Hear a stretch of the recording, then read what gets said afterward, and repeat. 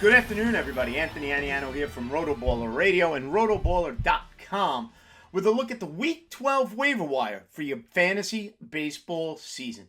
The week beginning Monday, June 12th. Now, full disclosure, recording this on Thursday, June 8th.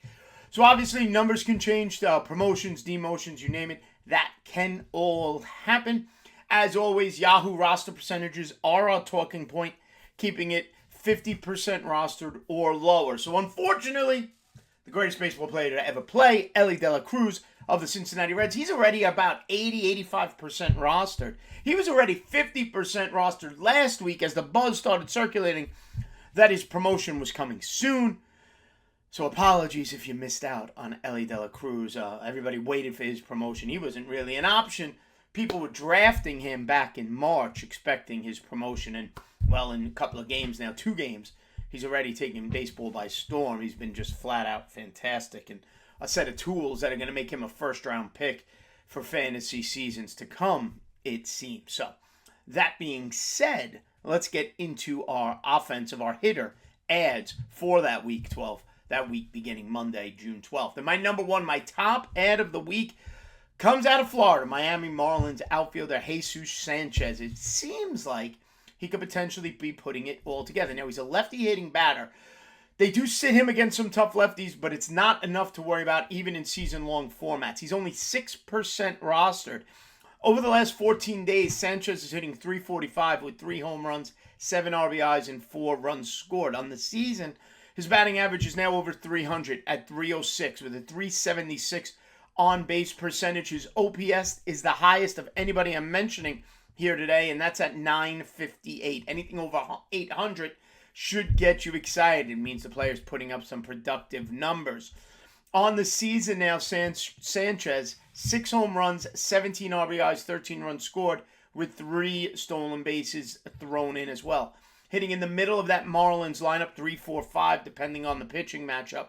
Walking a more than acceptable 9% of the time, 9.2 to be exact, and striking out just under 27% of the time. Now, in 2021, Sanchez showed flashes. He had 14 home runs and hit a respectable .251.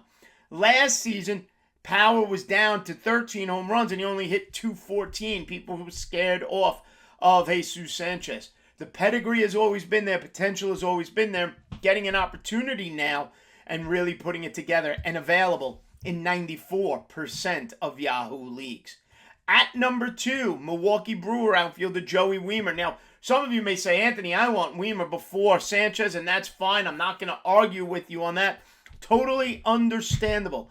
Joey Wiemer, Milwaukee, only 8% rostered, available in 92% of leagues, hitting 8th or 9th in that Brewers lineup.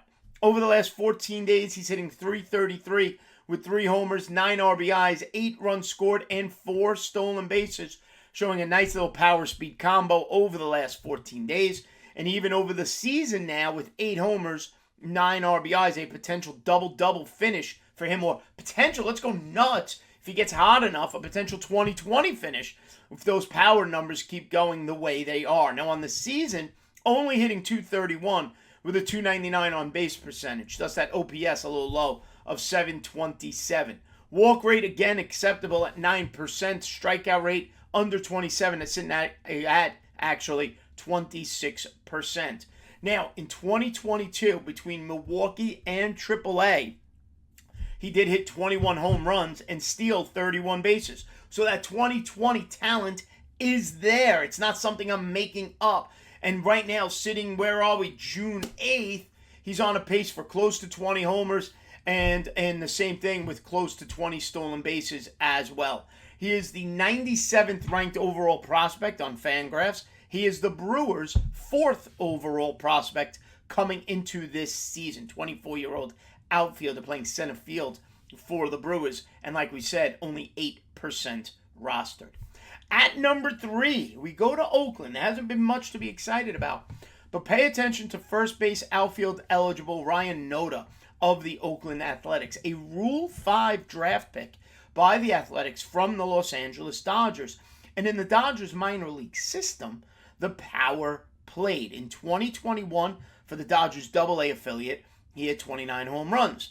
Last season, 2022, for the Dodgers AAA affiliate, he hit .259 with 25 homers and 20 stolen bases, being given an opportunity to play every day now for the talent-starved Oakland Athletics, hitting second in that A's lineup.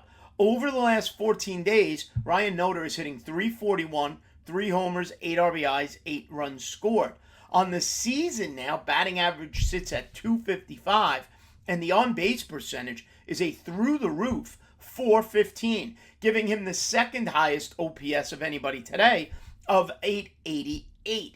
7 homers, 23 RBIs, 32 runs scored, and 2 stolen bases on the season. Now, he strikes out a ton, 33% of the time, but that's offset a little bit by an exceptional walk rate of 20%, thus the .415 on-base percentage. Ryan Noter is only 5% rostered, making him eligible in 95 or available in 95% of leagues. And people may be looking, right? I mentioned the outfielders at the top. Well, we know the big injury is Aaron Judge, right? He's out and going to be out for a little bit. So people may be scrambling for some power. And guys like Jesus Sanchez, Joey Wiemer, and Ryan Noter, all available in over 90% of Yahoo leagues.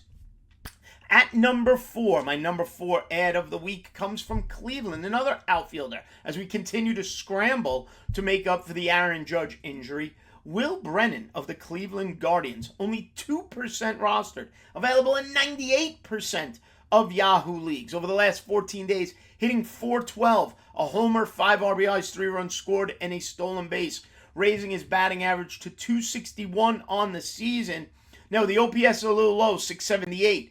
On-base percentage is low, .298. I don't like either of those numbers, but he doesn't walk enough, only 3.3% of the time.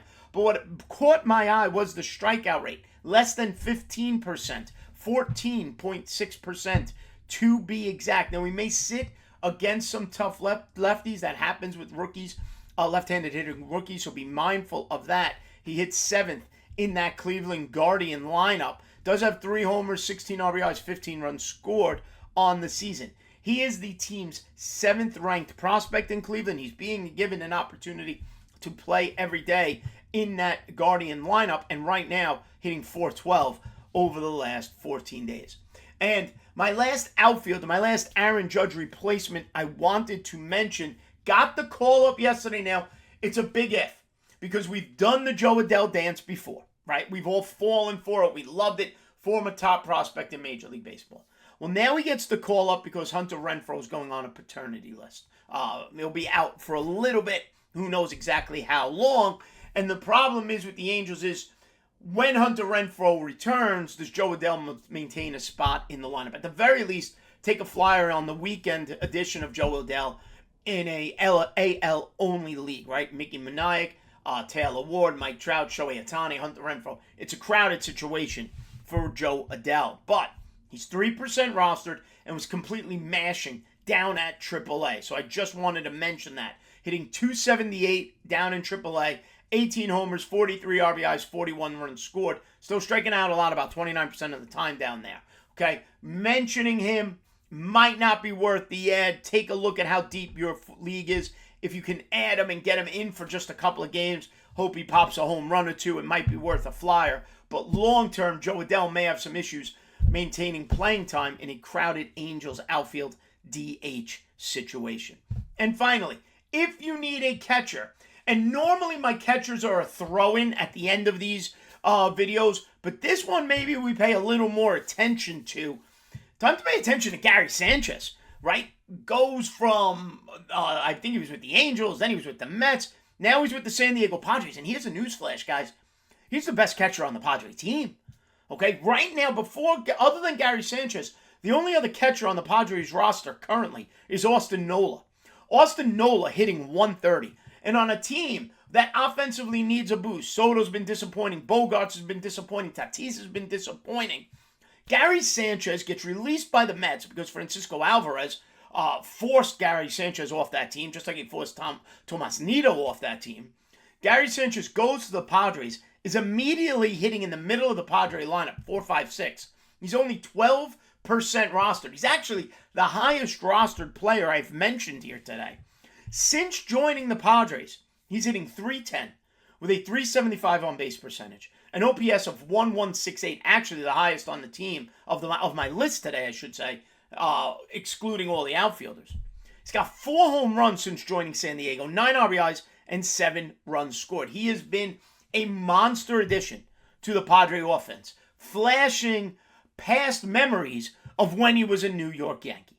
Okay? Gary Sanchez is an immediate add in formats where you've been streaming catchers. If you need help behind the plate, Gary Sanchez is an immediate add to any teams. So, if you need the catcher, make Gary Sanchez your number 1 add of the week. If you don't need the catcher, then you want to take a look at Jesus Sanchez and the rest of the ilk. So my top adds of the week for week 12 of the fantasy baseball season, the week beginning Monday, June 12th. If you need a catcher, the number 1 add is Gary Sanchez. If you don't need a catcher, then the top adds are first, Jesus Sanchez, Miami Marlins outfielder. Number 2, Joey Wiemer, outfielder, Milwaukee Brewers. Number 3, Ryan Noda, first base, outfield, Oakland Athletics. Number 4, Will Brennan, Cleveland Guardians. And number 5, the reach, the stretch. Are you willing to take the flyer? Joe Adell of the Los Angeles Angels. All right, everybody. As always, head over to rotoballer.com. Check out everything there, including the main page, premium package. Sign up now for that premium pass. Save at checkout using the promotional code ACES.